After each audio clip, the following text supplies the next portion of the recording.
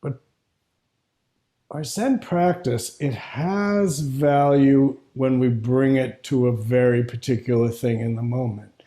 But that's not actually what we're doing when we're practicing. We're practicing with the great question, what am I? What is this? And it's actually, I guess as I'm about to say this, I'm about to maybe break a cardinal sin, because generally in Zen we think a lot about sudden enlightenment. But there's a backside to the sudden enlightenment, which is the dreaded gradual cultivation. We have experiences. Those experiences that we have are opening. And then we want and wish for those openings to remain. But we tend to fall back into our normal everyday mentality of life. In some ways, some of those sudden enlightenments can be quite destabilizing and actually not that helpful, because it's not grounded in a foundation of practice. Now, I've drifted off of Dennis's talk here. I'm not making any comments about Dennis and his practice. But in general, whatever sudden illumination we may have ends up needing to be grounded and brought back into our everyday existence, because it is in the actual everyday experience that we find ourselves and that we actually live our lives.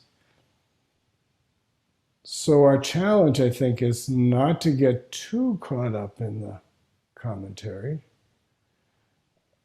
Notice it, recognize it, appreciate the fact that it's ongoing, and learn from it.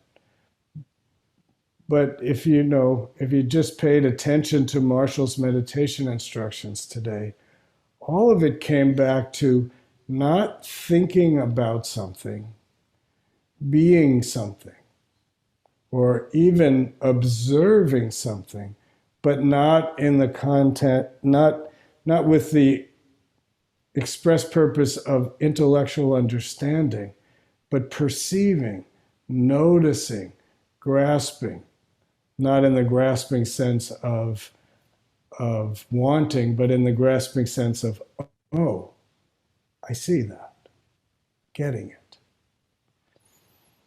When I was in high school, everybody was reading Robert Heinlein's Stranger in a Strange Land, and we all used that word grokking to get something so deeply in our bodies that we really get it. We don't just understand it.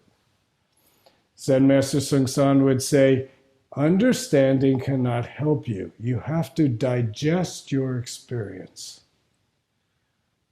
In Zen Mind, Beginner's Mind, in the book by Suzuki Roshi, he uses a phrase, he calls it composting your mind. And that actually is an image that feels alive to me. That practice is a process of composting.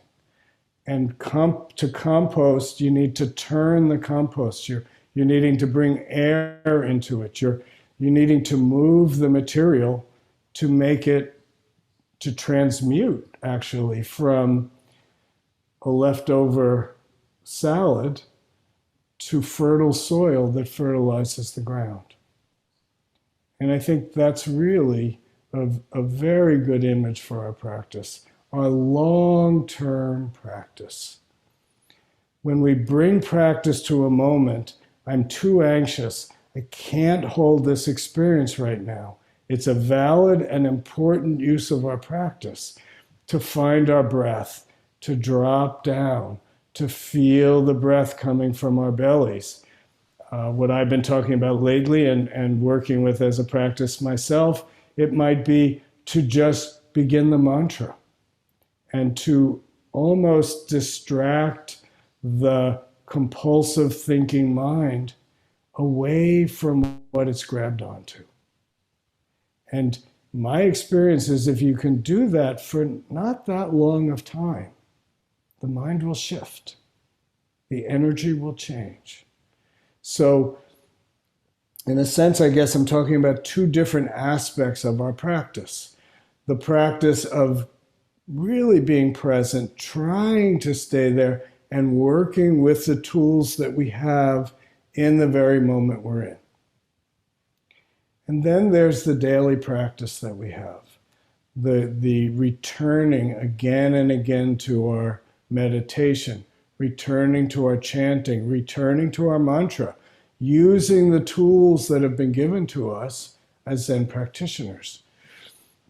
And I would add to this very significantly, having brought those tools to the moments of our life on an ongoing basis, that's part of the composting process. Everything in this universe is in constant flux. It's always changing. And in some ways, as I'm saying that, the image of composting is a metaphor for that change. We take garbage and turn it into fertile soil.